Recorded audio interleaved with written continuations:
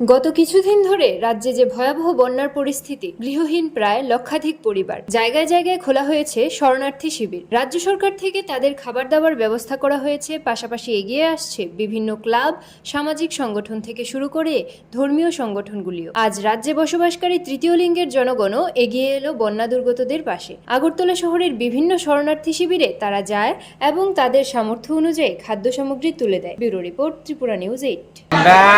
নমস্কার সবাইকে, ত্রিপুরাবাসী আর ত্রিপুরাতে গণমাধ্যমে যারা আছেন সবাইকে নমস্কার। আমরা আসছি যেহেতু আমরা শুনছি বন্যাতে মানুষ অনেক আহত হয়েছে, মানুষরা শিবিরে উঠেছে। আমরা আসছি শিবিরে, আমরা আগরতলায় বিভিন্ন জায়গায় দিব, বিভিন্ন জায়গায় যাব।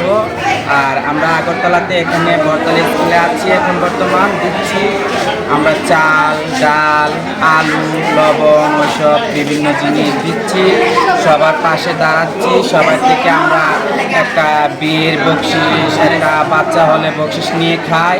যেহেতু আমাদের মনে এটা এসেছে, সবাই আমাদের জন্য অনেক কিছু করে, আমরাও সবার জন্য যাতে কিছু করতে পারি, এই পৃথিবীতে সবাই যাতে একসাথে মিলেমিশে থাকতে পারি। আমরা গার্জেনটা ইন্নার মাসি ভারতবর্ষ আমাদেরকে স্বীকৃতি দিয়েছে, আমরা ভালোই কিছু করতে চাই।